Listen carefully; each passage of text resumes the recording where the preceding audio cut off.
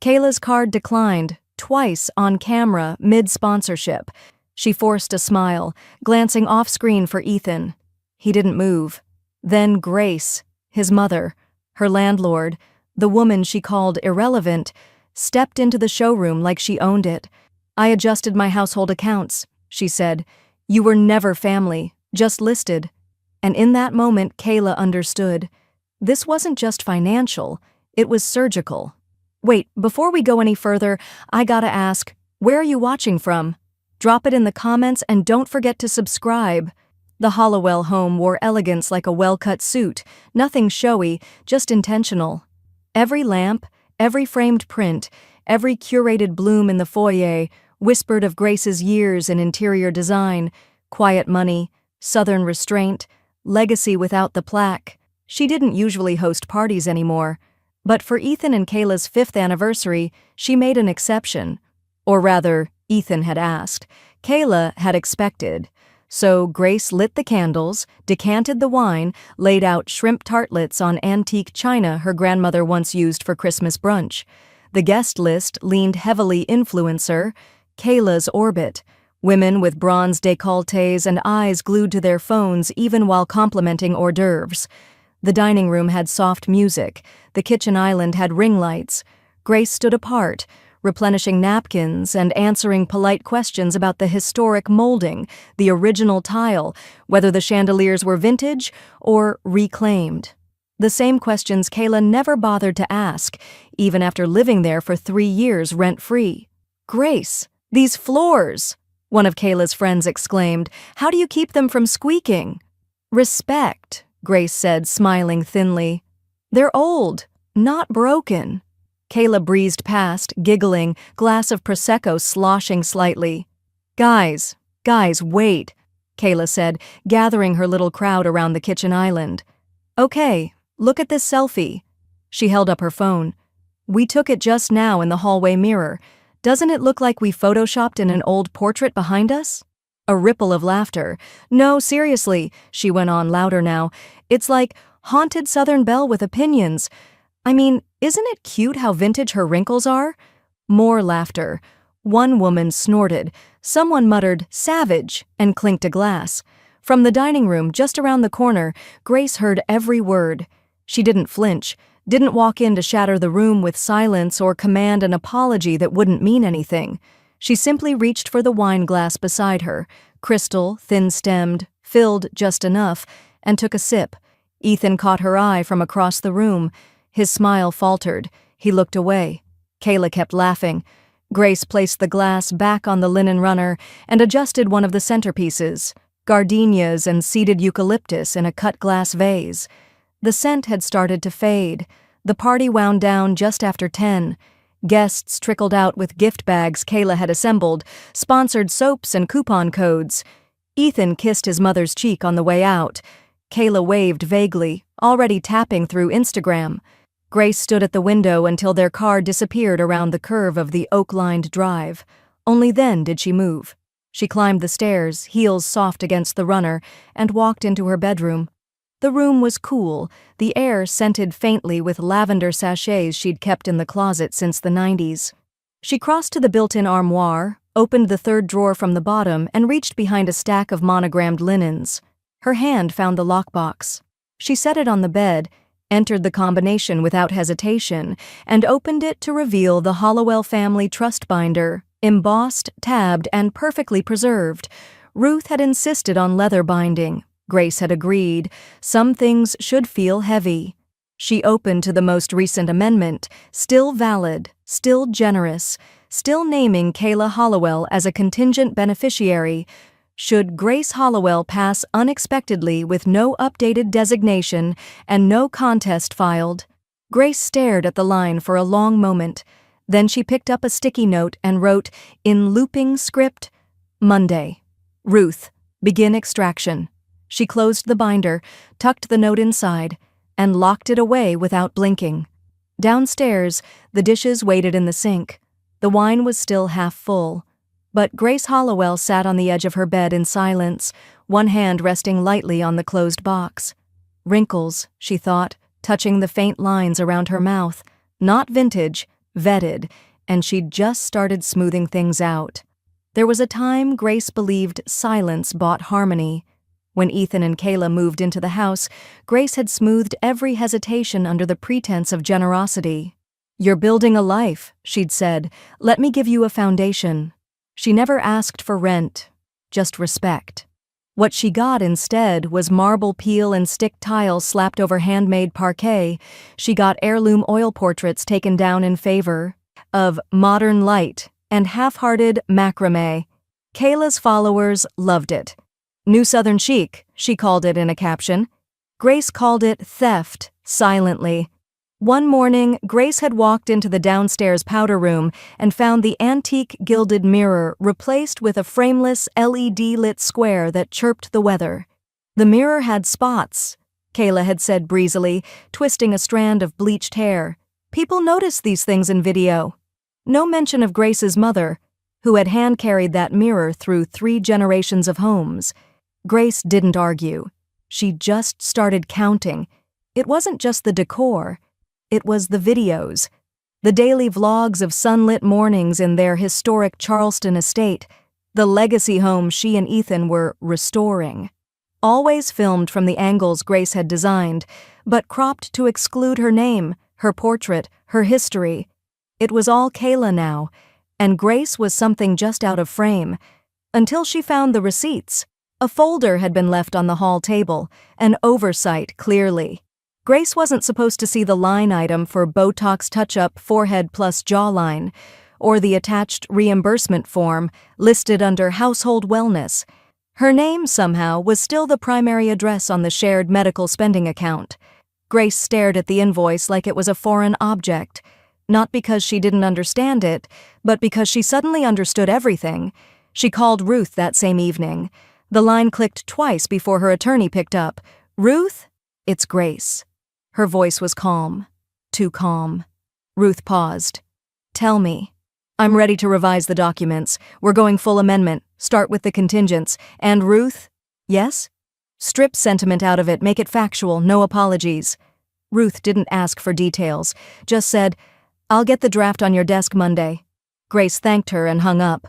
Later that night, she made tea and opened her laptop to browse local news. Instead, Instagram offered her something new. A reel. From Kayla. Backlit by the foyer chandelier. Grace's chandelier. A filter softened Kayla's features as she mouthed along to an audio track that mocked old-school Southern women with silver hair and opinions they can't back up. The caption read, "When they say it's their house but forgot to change the vibe in the Will Spocker Queen energy at DIL new era." Grace didn't watch it twice. She didn't need to. She took screenshots, every frame. She dragged them into a folder titled Surface Evidence and saved them both to her desktop and an external drive she hadn't touched since Alan passed. Then she closed the laptop, placed her tea on the tray, and turned off the downstairs lights one by one. As she passed the hall, she paused by the antique grandfather clock Kayla had once called creepy. Grace ran a hand over the grain of its polished mahogany. "You've lasted longer than fashion trends," she murmured to it. Upstairs, she laid out the original house deed, the insurance records, and the current trust summary on her writing desk. A slow burn was not a collapse. It was careful. It was earned. She added a fresh legal pad beside the binder. Wrote 3 words. Document. Everything. Quietly. The pen didn't shake in her hand. Outside, a car door slammed. Kayla, returning from Pilates or pilfering. Grace didn't look out the window. She didn't need to watch a performance that was already over. She just picked up her phone and opened her calendar. Monday had a single word. Ruth. The law office smelled faintly of cedar and ink. A clean, controlled space where nothing lingered out of order. Grace liked that. Especially today. Ruth met her at the conference table with 2 folders, one blue, one maroon. No small talk, just business. "Contingent beneficiary removal is straightforward," Ruth said, flipping open the maroon one. "But we're implementing staggered safeguards. Kayla's name doesn't just disappear. She becomes irrelevant on paper, first financially, then legally. That way, there's no shockwave. Just evaporation." Grace didn't blink. "Perfect. Let her fade." They reviewed every clause. The Hollowell Trust had been generous by design. Alan's legacy, protected and open-handed, had included Kayla not out of love, but logic. Ethan's wife, mother of potential grandchildren, presumed caregiver in elder years. It had all seemed so tidy back then. Not anymore. Once this is notarized, it'll trigger a 90-day cooling period, Ruth explained. No contest unless she suspects, and even then, she'd need proof of coercion or cognitive decline, neither of which she'd be foolish to claim, Grace finished. Good. Ruth glanced over the top of her glasses. Do you want me to insert a silent clause, one that flags any retaliatory legal action as breach of good faith? It doesn't void anything, but it gives us posture. Make it watertight, Grace said. No apologies. She signed with a pen Ruth provided, gold barrel, black ink, the kind that left confident lines and no room for misreading. When she handed the pen back, she felt lighter. Not liberated, just aligned. That night, Ethan and Kayla arrived for dinner. It was Ethan's idea. His text had been casual, almost boyish. Still up for Wednesday pasta night? Grace had agreed. Ritual was safe, she thought. Ritual had its place. She made her mother's puttanesca, the kind with anchovies no one ever noticed until they were already 3 bites in. A small triumph. Kayla showed up in a white blouse that practically glowed against her spray tan. She perched on the edge of the dining chair like it might stain her image. Halfway through the meal, between sips of Pinot and lazy compliments about the rosemary bread, she reached across the table and smiled sweetly. "You know, Grace," she said, tapping her cheekbone, "you'd look amazing with just a little filler, just a touch. I mean, for family portraits and stuff, it smooths everything out under soft light." Grace placed her fork down gently. No reaction, no glare, just a smile. But under the table, her phone buzzed once, preloaded text sent with a tap. To Ruth. Full extraction. Fast track. After dessert, Kayla complimented the antique sugar tongs like she hadn't once tried to list them on Facebook Marketplace. Ethan helped clear plates but didn't notice the tension, or chose not to. As they left, Kayla kissed Grace's cheek. That pasta was so nostalgic. "Thank you," Grace said. "It's older than you think." When the door closed behind them, Grace returned to the dining room alone. The candle had burned low. Wax had pooled in the center of the holder. A small collapse, elegant in its finality. She extinguished it with a breath. The next morning, Ruth's confirmation email came through. Phase 1 initiated. Expect full completion by end of quarter. Grace replied with one word. Received. She opened her laptop and added a new folder. Grace Trust 2.0 inside.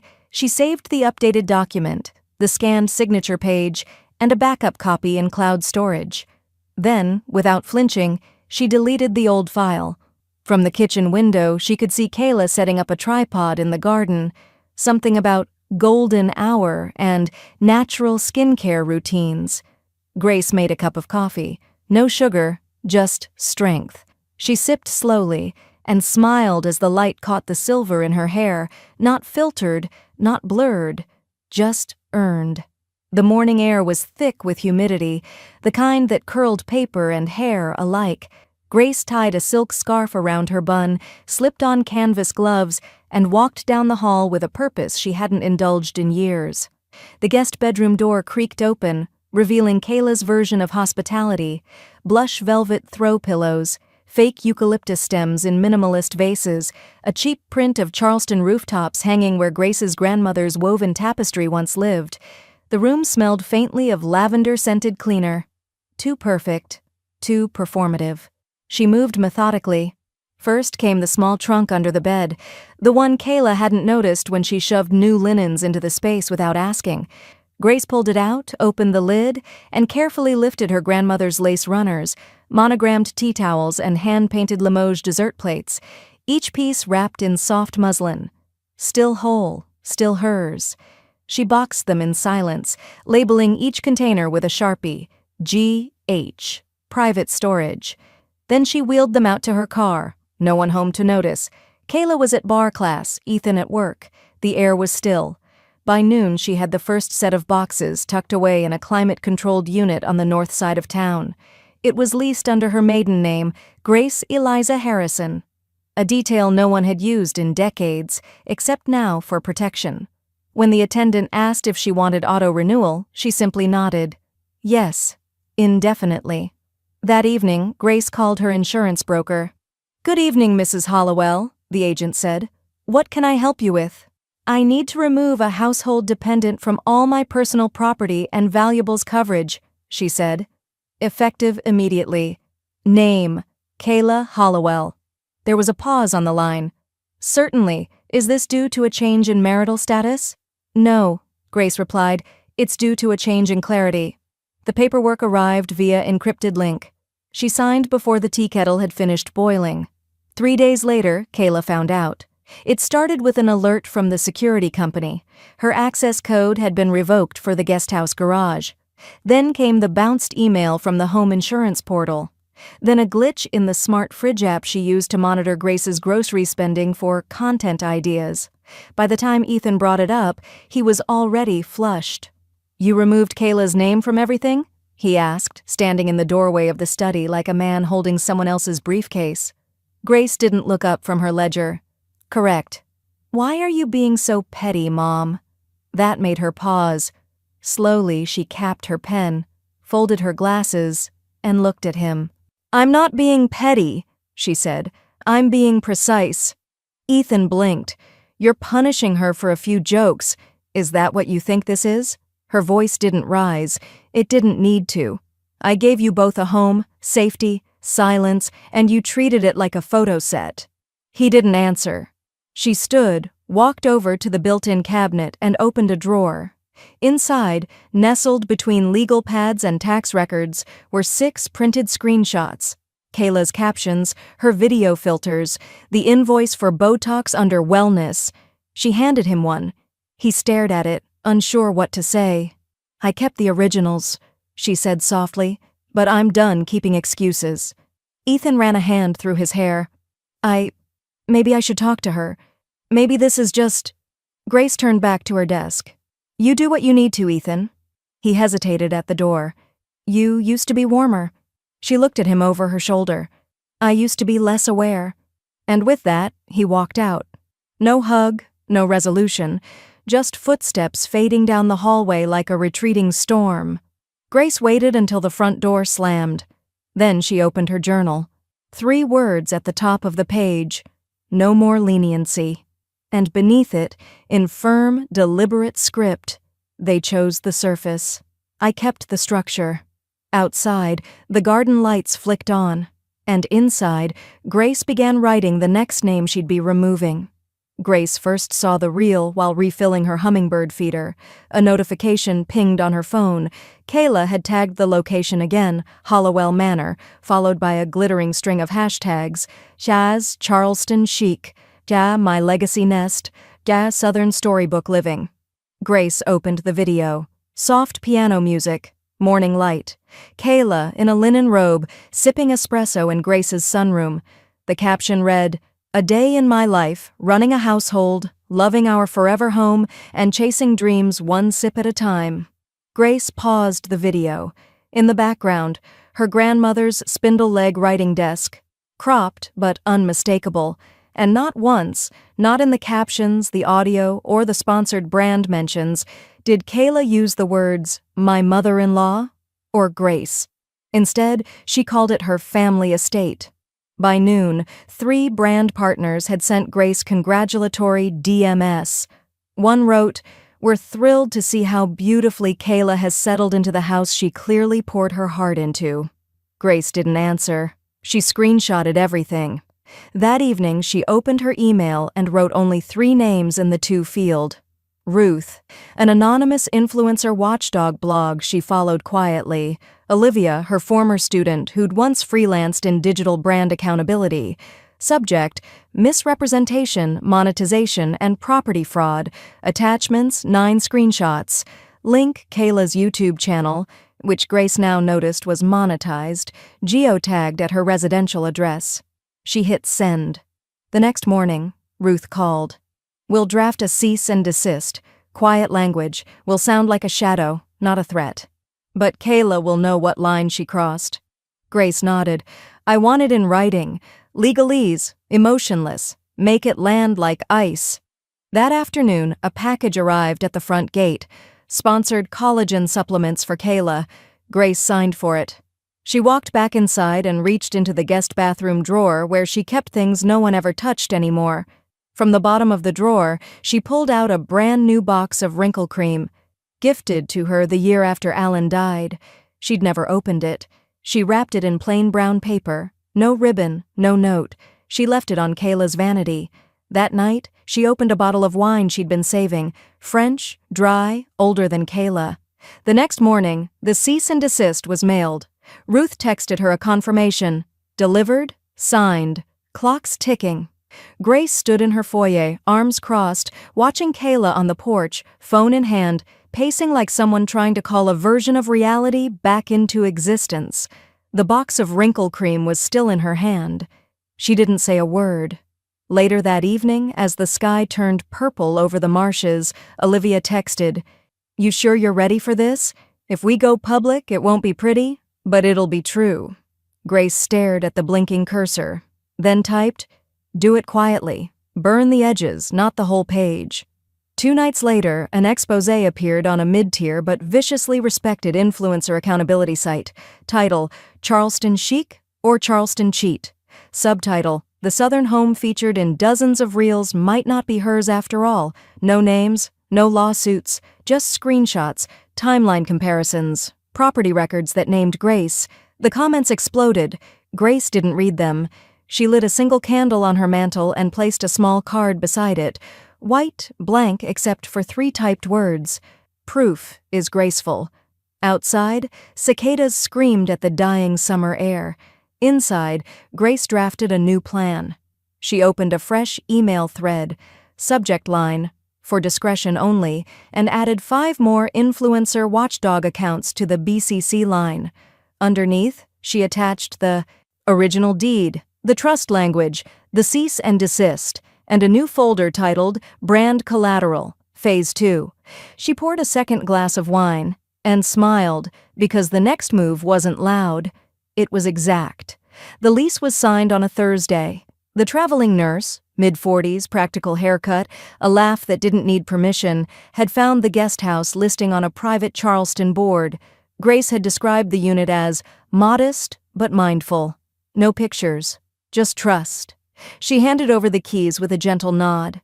Month to month, Grace said. No fuss, no cameras. The nurse smiled. I hate reels. They'd get along fine. By Saturday, Kayla still hadn't noticed. Her content calendar had shifted to wellness mornings and pre-filmed slow living clips. No one was actually watching her live anymore. Even the brand bots had gone quiet. Grace, meanwhile, was booked.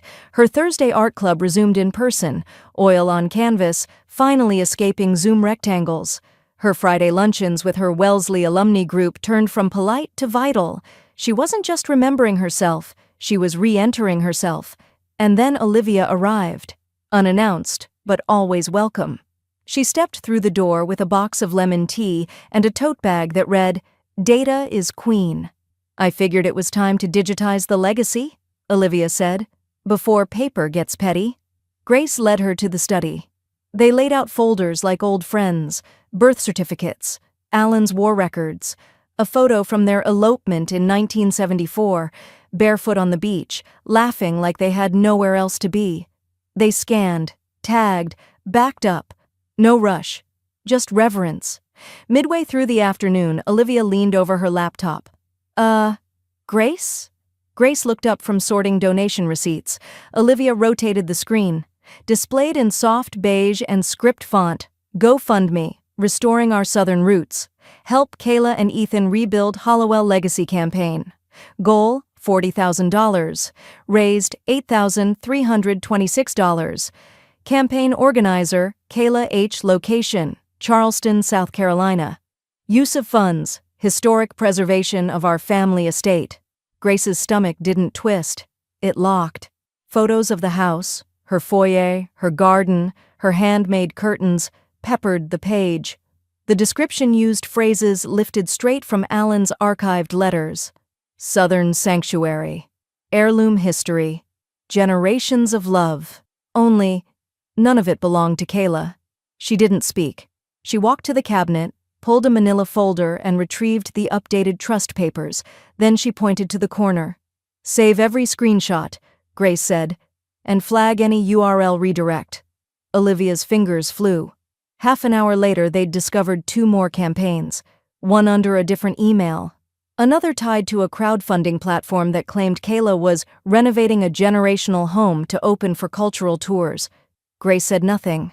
Olivia finally looked up. This qualifies as digital fraud. Still, Grace said nothing. Instead, she retrieved the old cedar box from her desk drawer, the same one that once held wedding bands and death notices. Now, it held evidence. Into it, she placed a thumb drive labeled Campaign Screenshots Authenticity. She added it to the growing row, each labeled, each complete. Olivia spoke gently. You could press this now. Media, legal, the IRS. It'd crush her. Grace looked toward the guest house window. She could see the traveling nurse hanging a planter. Real soil. Real roots. Not yet, Grace said. You're waiting for what? Grace's mouth curled slightly. Timing. It's what makes a painting finished. The sun dipped lower, casting golden beams through the front parlor. Olivia helped pack the boxes of scanned documents. The house felt less like a battleground now, and more like a well-oiled archive. As Olivia left, she hugged Grace tightly. You're handling this with so much grace, Grace chuckled. Namesake and strategy. Later that night, Grace returned to her desk. She opened a blank envelope. No address, no seal. Inside, she slid the thumb drive with the GoFundMe screenshots and a handwritten note, Truth, with timestamps. She tucked it into the cedar box, closed the lid. Outside, Kayla's porch light flickered. Inside, Grace whispered, Smooth moves only, and added a line to her journal. The closer she clung to my house, the more it slipped from her hands. The morning Grace walked into the bank, Charleston was still shaking off the last of summer's humidity. The streets smelled like wet brick and honeysuckle. She wore navy slacks, a cream blouse, and low heels that made a sound like intention against the tile floors. Her banker, Miles, stood when he saw her coming. He was young, 30 maybe, and still a little too pleased with his own reflection in the glass partitions, but Grace appreciated his efficiency. I'd like to revise my financial authorizations, she said, sitting down without waiting to be asked. Miles adjusted his tie. Of course, Mrs. Hollowell. Which accounts are we modifying? All joint household cards, any line of credit tied to my name that lists Kayla Hollowell as an authorized user. I'd like them frozen effective immediately. There was a slight pause, not disapproval, just surprise. Grace didn't elaborate, and Miles didn't ask. He clicked around on his monitor, nodding as he made changes. Would you like me to notify the secondary user? No, Grace said. I imagine she'll notice. And indeed, Kayla did. That same afternoon, she attempted to make a large purchase at a boutique showroom just outside Mount Pleasant, a high-end chaise lounge she'd negotiated for a furniture sponsorship. The sales associate scanned her card twice, then a third time, before saying with a syrupy edge, It's coming back declined, I'm afraid. Kayla's laugh was brittle. That's weird. There must be a mistake. Try again? Declined again. The associate offered to hold the item while Kayla called her bank, but instead she stormed out, furiously texting Ethan and breathing heavily into a voice memo she deleted before sending. Less than an hour later, Grace heard the back door open without a knock. She was arranging silver-polished teacups in her china cabinet when Kayla came into the kitchen, face flushed, breathing sharp. Did you freeze my card? Grace didn't turn immediately. She carefully finished placing the last cup, closed the cabinet, and faced her. I didn't freeze anything of yours, she said calmly. I corrected what was mine. Kayla stepped closer, voice louder now. That card is linked to my entire content schedule. I have deadlines, brand deals. Do you even understand how this affects me? I do, Grace said. Which is why it had to be done thoroughly, Kayla scoffed. You're doing this to embarrass me. Grace's tone didn't waver. Number, I'm doing this to protect what was never yours to begin with. Kayla opened her mouth to retort, but nothing came. Her hands were clenched by her sides. For a moment, the only sound was the faint whir of the refrigerator, and then, with a sneer, she said, "You're acting out because you're irrelevant." Grace didn't blink. Instead, she gave the smallest smile. "No, darling, I'm acting responsibly. Since I'm so wrinkled, I figured I should smooth the finances." Kayla turned and stormed out, her steps echoing down the hall like spilled marbles. The back door slammed hard enough to rattle the stained glass panel Grace had restored by hand. By dusk, Ethan arrived. He didn't ring the bell. He came in through the side door and stood at the threshold of the study, where Grace was reviewing ledger notes and old tax returns. "Did you really pull every account?" he asked, not angry, just tired. She didn't look up right away. "Everyone tied to my assets, yes." "Kayla's spiraling," he muttered. "I'm not surprised," Grace said. She finally raised her eyes to meet his. "I've watched her live in fiction for years. The truth was always going to feel like a cliff." Ethan shifted uncomfortably. "She thinks you're doing this to humiliate her." "No," Grace said, reaching for a folder. "I'm doing it because I have numbers, facts, and receipts." She handed him a printed spreadsheet, itemized, dated, titled Unauthorized Expenses and Property Misuse, Hollowell Estate. There were 3 tabs. "She's cost me over $42,000 in undocumented expenses in less than 3 years. That doesn't include damage to heirlooms or brand dilution?" He flipped through it, jaw tight. "I didn't realize," he began. "You chose not to." There was no venom in her voice, just precision, like a line drawn in permanent ink. He didn't respond. He walked out the same way he came in, quietly but not unnoticed.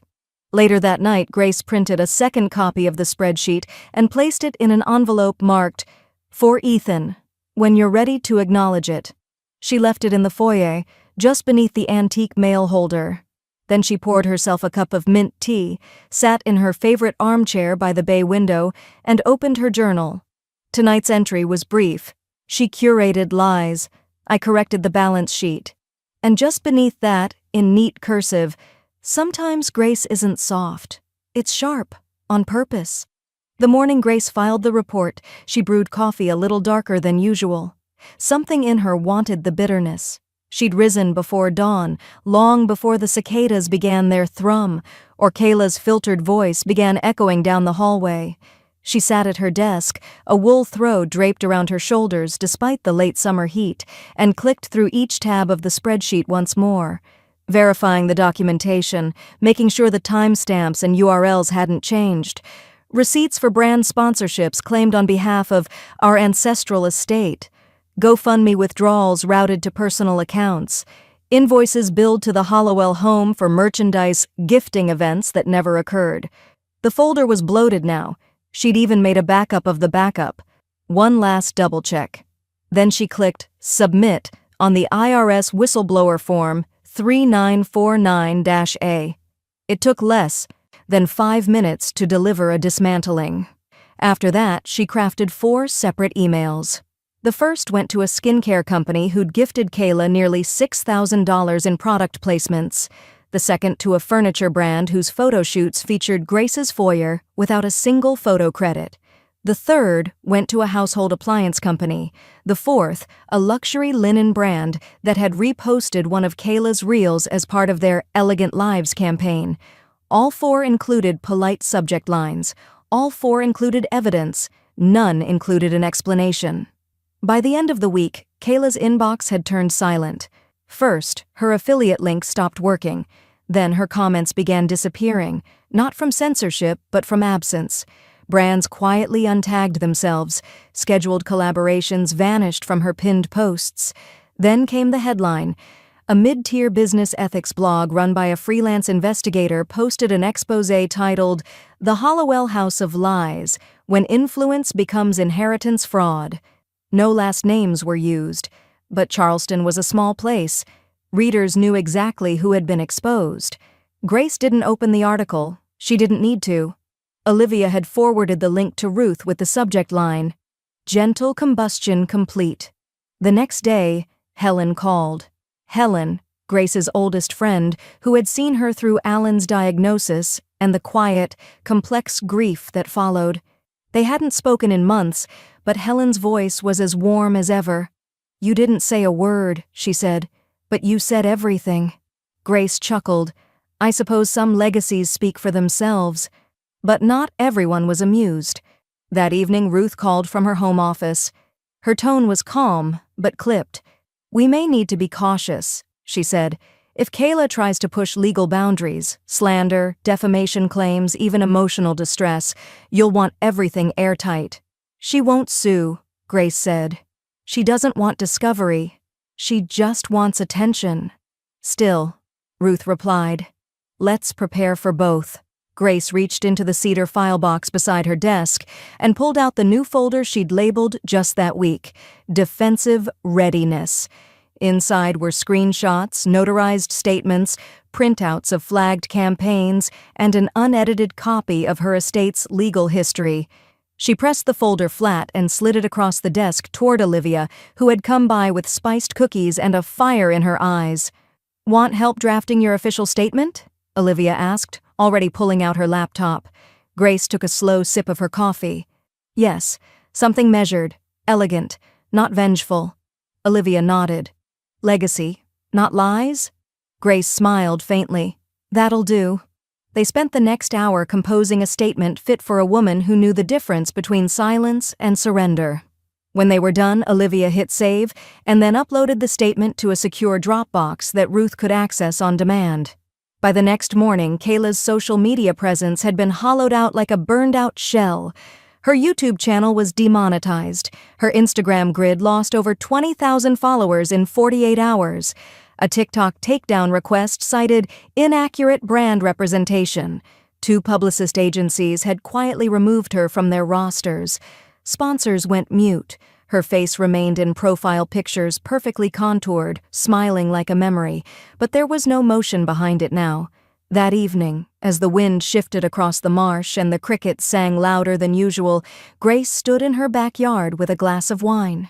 She raised it, not in victory, but in confirmation. She hadn't shouted, she hadn't slandered, she had simply revealed. Then she returned inside, sat at her desk, and opened her journal. The entry was short. "Collapse is loud, proof isn't," and just below that, in smaller letters, she wrote, "She wanted to be the face of the house. Now she's just the fallout." She capped her pen and turned off the light. The world could keep scrolling. Grace had already signed off, with finality. The invitation arrived midweek, typed in Ethan's careful voice via text. "Mom, Kayla and I would love to have you over for dinner, just the 3 of us. Talk things through?" Grace read it twice before replying. "I have prior commitments. Another time." She didn't elaborate, didn't offer false warmth, just a period, a full stop, the most honest punctuation she could send. Friday came fast. The day was humid and golden, the kind that turned the air syrupy and heavy with magnolia. Grace spent the morning arranging petit fours on a glass tray, not for Ethan or Kayla, but for the group of women gathering at 5 o'clock, neighbors, fellow Preservation Society members, and 2 retired gallery owners from downtown. She set the table herself, garden roses from the side yard, finger sandwiches with lemon aioli, fresh-pressed linen napkins folded into triangles and set at each place. No place cards. Everyone knew their place. At 6:12 p.m., Ethan's car pulled up outside the gate. Grace watched it from the kitchen window as he and Kayla stepped out, him in a soft blue polo, her in something white, flowing, and too sheer for the evening air. Kayla held a bottle of wine like an offering. Ethan looked like a man rehearsing something he didn't believe in. They approached the front porch. Kayla lifted her hand to knock. Inside, Grace didn't move. She stood in the hallway, just out of view, holding the matchbook she kept in the drawer beside Alan's portrait. The voices outside were muffled. Kayla's whisper, Ethan's half-hearted suggestion that maybe she wasn't home after all. Then a shift. A pause. Through the sheer lace curtains, Kayla noticed movement in the backyard. Laughter. The patio glowed with soft amber lights. Grace stood near the wrought iron table surrounded by women, glasses of champagne in hand, heads thrown back mid-story. Not flashy, not loud, but full, whole. Kayla moved toward the side window. Ethan followed, more hesitantly. From their angle, they saw Grace nod at something Helen had said, her smile graceful, her eyes steady. Olivia poured her a fresh glass of rosé. Someone passed her a delicate plate of marinated figs. A local artist, Gwen, gestured animatedly while recounting something that made the table erupt in quiet laughter. Grace looked radiant, present, unburdened. Inside the car again, Kayla's hands gripped the steering wheel. Her voice trembled when she spoke. "She's erasing me from this town." Ethan didn't answer at first. His eyes were still fixed on the backyard. "I don't think she has to," he said finally. "You're doing a pretty good job of that yourself." The silence between them was brittle. Kayla's jaw clenched. She put the wine bottle down on the seat between them and turned away from him, staring out the window. Back in the house, Grace lit a single candle beneath Alan's portrait. The frame was gold-leafed, hand-finished, and cleaned just last week. She always lit the candle for gatherings. A habit, a reverence. She stared up at him for a moment. Not to ask permission, just to remember. "I kept the house," she said softly. "I kept myself." The doorbell never rang again. Later, after the guests had gone and the dishes were stacked neatly in the sink, Grace opened her journal and wrote, "They asked for dinner. I served the truth instead." And just beneath it, in her clearest script, "Elegance isn't kindness. It's control." She closed the journal. Outside, the driveway sat empty again. And above her, the candle flickered gently, illuminating Alan's face in amber glow, as if he'd been watching all along. It arrived in a flat FedEx envelope. Grace didn't open it immediately. She placed it on the corner of the writing desk, next to her cup of Earl Grey, and let the weight of it sit in the room. She already knew what it contained. Ruth had called the night before, her voice clipped with the kind of satisfaction that only came after a very long, very careful dismantling. "The Hollowell Trust Amendment is now legally sealed," Ruth had said. "Kayla Hollowell is no longer a contingent anything. This time it's not personal, it's precedent." Grace had said only, "Good." Now she lifted the envelope and slid it open with a brass letter opener Alan once used to read battlefield dispatches. She slid the papers out slowly, unfolding them like linen. Her name was there. So was Ruth's. So were the redacted beneficiary lines, now rewritten with precision. Ethan remained, but Kayla's name had been erased. Not with drama, not even with strike-throughs. Simply gone. No trace. Later that afternoon, Olivia arrived with a battered canvas tote and a thermos of strong hibiscus tea. "You ready?" she asked. Grace nodded, and together they cleared the dining table, spreading out folders of ideas. The Hollowell Women's Endowment. A seed Grace had planted months ago in quiet speculation. Now it was blooming. Olivia would help administer it. Ruth would handle oversight, and 75% of Grace's estate, upon her passing, would fund scholarships for women entering design programs, preferably those raised outside legacy, outside old money, outside noise. "It's like you're drafting a will for women you haven't met yet," Olivia said, smiling. "I'm making room," Grace replied, "for voices that won't crop me out of the frame." They worked until sunset. When Olivia left, Grace remained at the dining table, lit only by the flicker of 2 tea lights and the soft hum of the ceiling fan. She opened her laptop. A blank screen. Then she hit record. "Hello. If you're watching this, it means something has been contested." Her voice was calm, no drama, no edge. "I am of sound mind, with signed documents, digital logs, and verified legal witnesses. My choices were not reactions. They were recognitions. I saw who stood beside me and who stood on me." She paused. Not for effect, just breath. This home, it was never meant to be inherited. It was meant to be honored. And for those who couldn't do that, I gave them the greatest gift I had left: removal. She stopped the recording. Saved it. Backed it up twice. 10 minutes later, her phone buzzed. A DM request. Kayla. The message was short, final. You'll die bitter. Grace didn't reply with words. She tapped the GIF keyboard, searched for peace, and sent an image of a lake at sunrise. Still, undisturbed, unmoved. 2 minutes passed, then 3. No reply, just a scene and silence. The next morning, Ruth called. There was something in her voice Grace hadn't heard in a while, real amusement. She doesn't know, Ruth said. Not yet. Know what? That the IRS has flagged the GoFundMe payouts as unreported income, and that brand sponsorship payouts are under investigation for deceptive practices. They'll freeze assets, maybe even charge wire fraud. Grace exhaled slowly. I didn't press it. No, Ruth said, but truth has its own pressure. That afternoon, Grace walked the perimeter of the garden alone. She stopped by the oak Alan had planted the year Ethan was born. She reached into her pocket and pulled out the estate summary, the one with Kayla's name now absent. She folded it in quarters and slipped it beneath the garden stone with the inscription, Grow what outlasts you. As she stood, a breeze lifted the hem of her cardigan. She closed her eyes and let it move through her. Not haunting, not heavy, just presence. Inside, her phone buzzed again. This time it was Olivia. Confirmed. Multiple sponsors terminated contracts. Her PayPal's locked. She's posting throwbacks. The empire's gone. Grace smiled faintly. Not cruelly, just deeply. She walked inside, poured 1 glass of elderflower tonic, and raised it toward the mantel. To what holds? Then she opened her journal and wrote, Paper doesn't wrinkle, but it remembers everything. And beneath that, you can filter a face, but not a legacy. She closed the book as the sun sank low, and somewhere, very far away, silence was learning how to be loud. The silence arrived first. Not a dramatic announcement, no farewell post, no teary video beneath a ring light, just absence. One morning, Kayla's Instagram grid was gone. Every reel, every story, every trace of Dar Hollowell Manor archived into nothing. Her TikTok vanished shortly after. Sponsors removed tags in batches.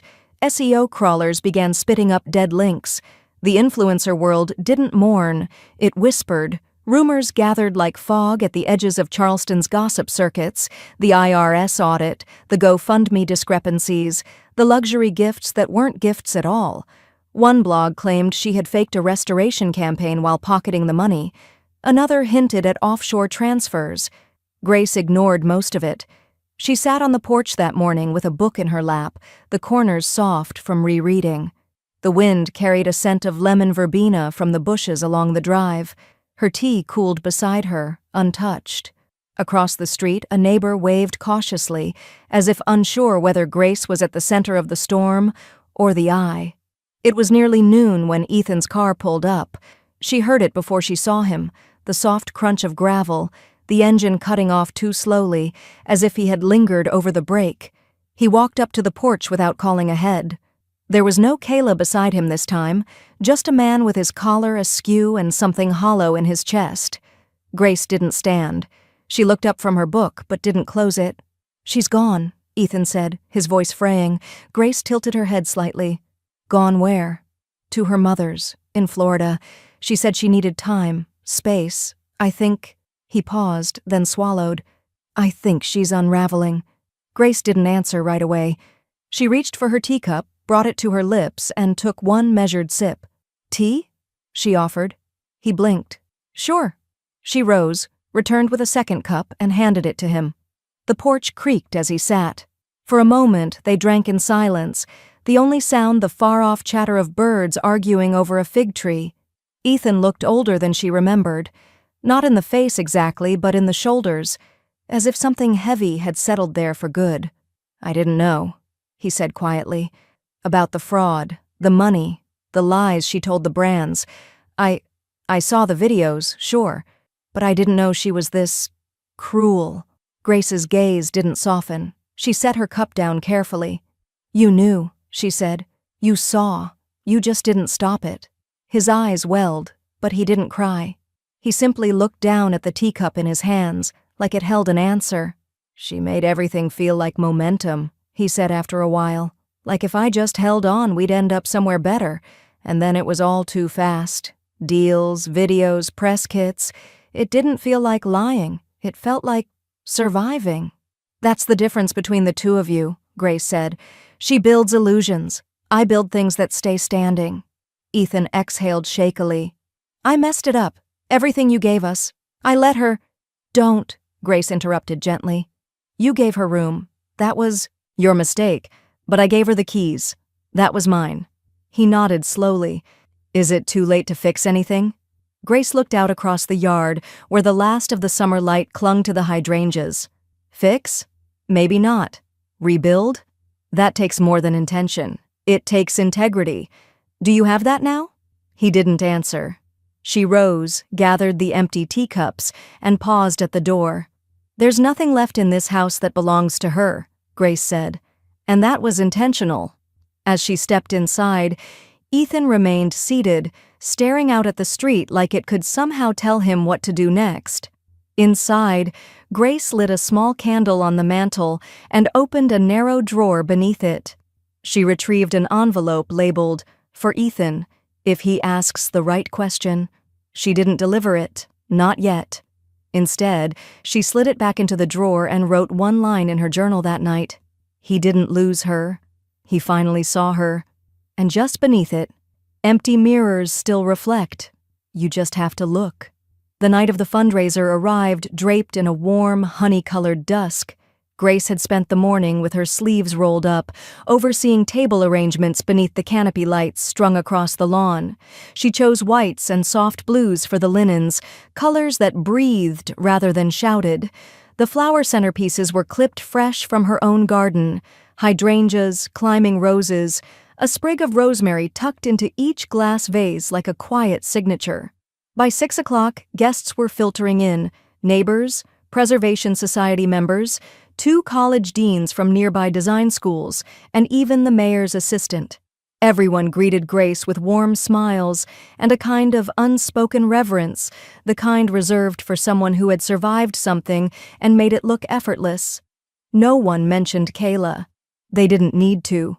The murmurs curled around champagne flutes and canapé trays, phrases like elegant handling, unshakable, and the kind of woman who moves mountains without lifting her voice floated just loud enough to be heard. Grace greeted each guest personally, her navy-wrapped dress crisp and understated, her silver hair pulled into a low twist at her neck.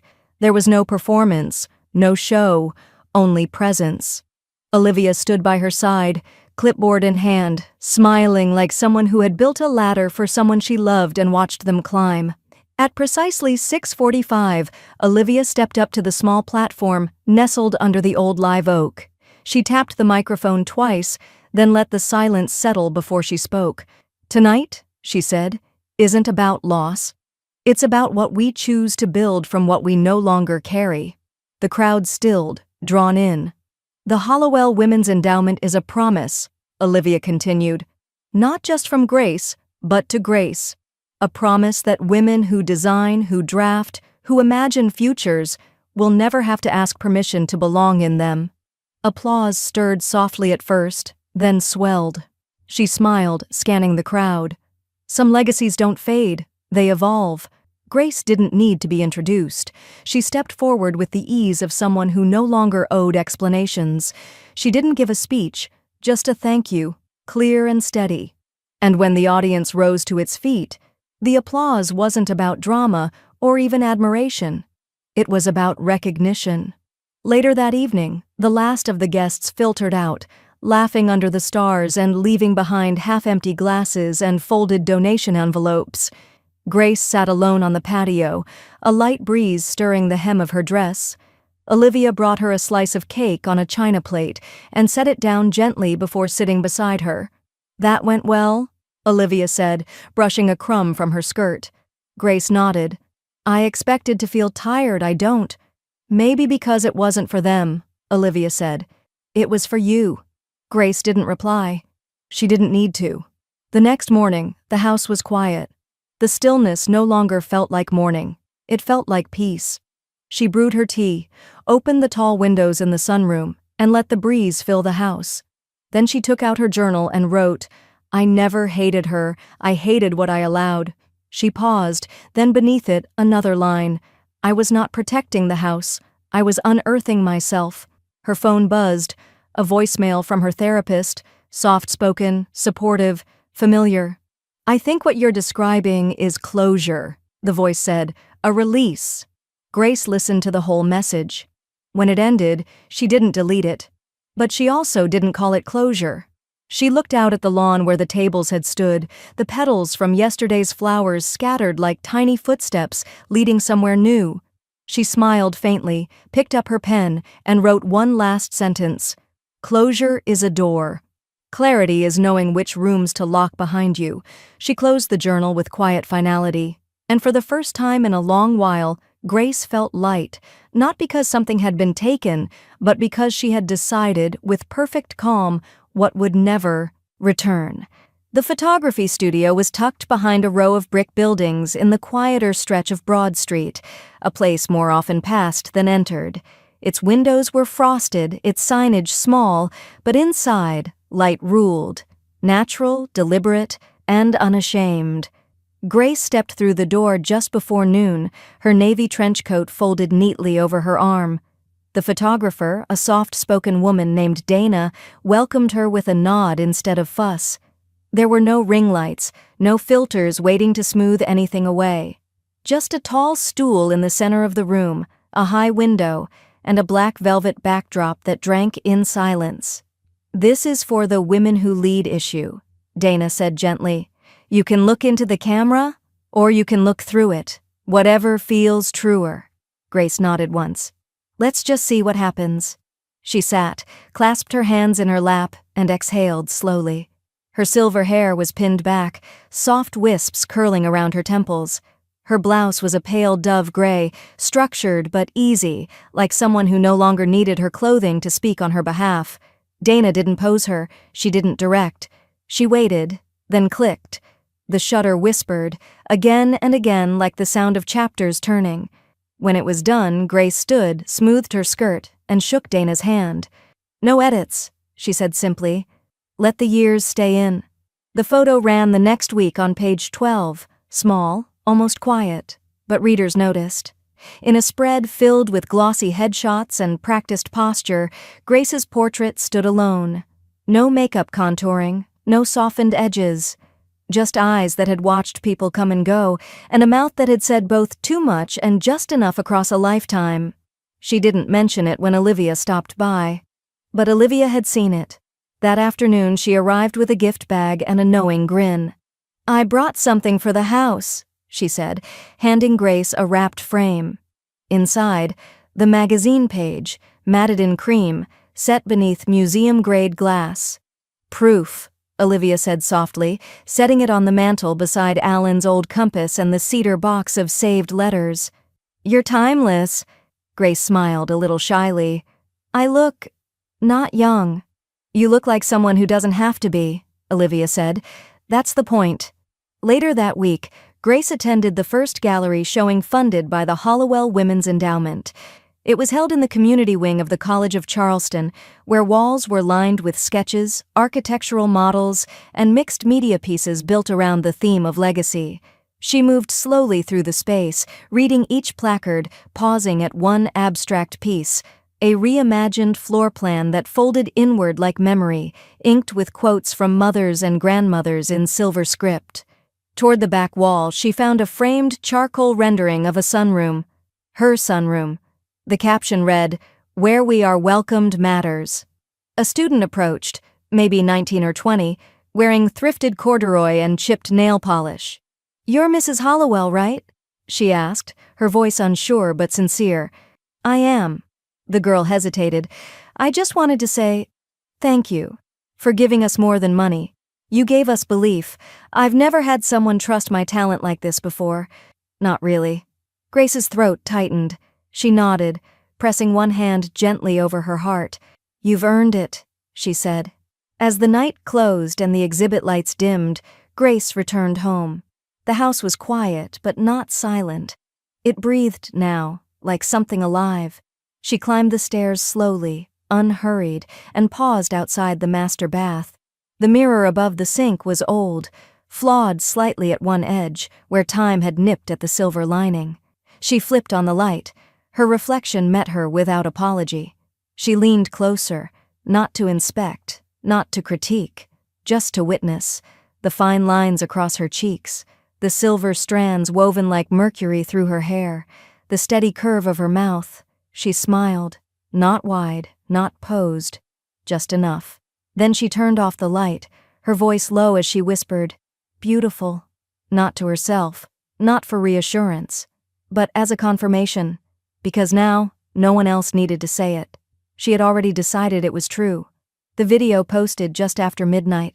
There was no intro music this time, no filter softening Kayla's jawline, no pale eucalyptus candle flickering in the background or artfully blurred vintage chair pulled into frame. Just her face under the cold glare of a bathroom vanity bulb, bare, blotchy, and tired. "They stole everything from me," she began. Her voice cracked halfway through the sentence, but she didn't stop recording. "My work, my platform, my name. They made me out to be a fraud when all I ever did was tell stories, beautiful stories, about my life." She inhaled sharply, eyes narrowing at her own reflection in the screen. But I guess that's the thing about women like Grace Hollowell. They smile while cutting you off at the knees. Her breathing was shallow, erratic. "I gave that house a narrative. I gave it light. And she gave me erasure." She clicked off the video at the 5-minute mark. It went up on her backup account. No tags, no music, just the title. "My Truth." No more silence. But silence was all she got. No brands shared it. No fellow influencers came to her defense. No reposts. No traction. The video stalled at under 2,000 views in its first 24 hours. Comments were disabled by default. Whether she did it herself or the platform flagged it, no one could say. There was no apology. There was no vindication. Only static. Back in Charleston, Grace never saw the video, or rather, she never went looking for it. Olivia had texted her a brief note. She posted, angry, unwatched. Grace had simply replied, "Let it sit where it lands." Instead, she spent her morning in the front garden, pulling weeds from the edge of the rosemary bed and humming a song she couldn't quite remember the words to. By noon, she had brewed a pot of bergamot tea and opened her laptop, skimming emails about the next fundraising gala for the endowment. Olivia was already one step ahead. She had logged into the digital archive for the Hollowell Trust's public outreach page. Quietly, carefully, she began removing Kayla's old placeholder images, the ones used during the beta testing days before the board had finalized branding. A few photos of the guest house, a blurred background of Kayla holding a mug in the sunroom, erased with 2 clicks, replaced with photos of student exhibits, studio sketches, a quote from Grace. "Legacy is what we leave behind without trying to be seen in it." The site updated, the cache cleared, Kayla was gone. That evening, as twilight gathered like a shawl over the marshes, Grace opened her inbox. One new message from Ethan. No subject line, just a plain email. Honest. Sparse. "I'm starting over. Without her. Without spin. With truth this time. I don't know what it looks like yet, but I'm not pretending anymore. Thank you for not pretending either. I'm sorry. For all of it." She stared at it for a long moment, then replied, "Then start small and stay quiet. Truth doesn't announce itself. It endures." She hit send, then closed the laptop. Later, she stood on the back porch, wrapped in a soft cotton shawl. The wind was crisp now, autumn whispering its arrival through the trees. Somewhere across town, someone else was undoubtedly watching Kayla's final attempt to reclaim a narrative that no longer existed. But Grace didn't feel anger or triumph. She felt stillness, stillness earned. Inside, Olivia updated the website footer. One last detail. This space is built on truth, not performance. No citation, no link. Just clarity. Before bed, Grace opened her journal and wrote, "The loudest echo is the one that goes unanswered." Then beneath that, she wanted the last word. But I gave her something better. An ending. She capped her pen, turned off the light, and let the silence say what needed saying. The letter arrived on thick ivory stationery, creased slightly at the edges as if the sender had held it too tightly while writing. Grace found it tucked between alumni mail and a linen catalog, its return address unfamiliar, scrawled in the rounded hand of someone just learning how to write permanence. She brought it inside, sat at her writing desk, and opened it with care. Dear Mrs. Hollowell, I bought my first easel. It's not a fancy one, but it's mine. It smells like fresh wood and ambition. My roommate says that. I think she's right. I used to think people like me didn't belong in rooms with light. Now I make light. Every day. I didn't just get a scholarship. I got belief. Thank you. Anna M. Hollowell Endowment Class of 2025. Grace read it once, then again, and once more, aloud, just to hear the shape of the words in the room. She placed the letter beside her cup of green tea and opened the lower drawer of her desk. From within, she retrieved a slim, silver-edged folder, the last one labeled with Kayla's name. Inside were documents, printed screenshots, notarized letters, time-stamped communications, copies of legal filings, even the initial draft of the cease and desist. She didn't shred them, she didn't burn them. Instead, she stacked them neatly, slipped the folder into a weatherproof archive box, and labeled it with a single word in small, confident script. Resolved. She returned it to the cedar cabinet in the study and shut the door with quiet precision. Then she lit a candle. It was late afternoon, and the house held a hush that wasn't absence, but grace. She stepped out into the garden barefoot, the grass cool beneath her soles, the lavender swaying beside the stone path Alan had laid decades ago. She walked slowly, not because she had to, but because she wanted to feel every footstep, every breath, every year that had brought her here. She paused at the rosemary bush, fingertips grazing the tips. A soft breeze stirred the leaves, and she smiled. These weren't wounds. These were witnesses.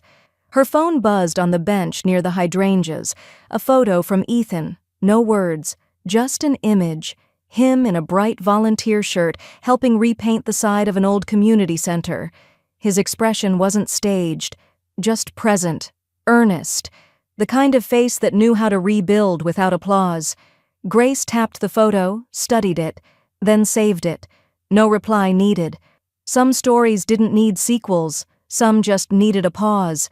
She returned inside as the light waned, set the phone down, and lit the fireplace with slow, practiced motion. No rush, the world could spin without her steering. She brewed chamomile and carried her journal to the armchair by the hearth. She wrote, I didn't erase her, I just remembered me. She sat back, let the words linger.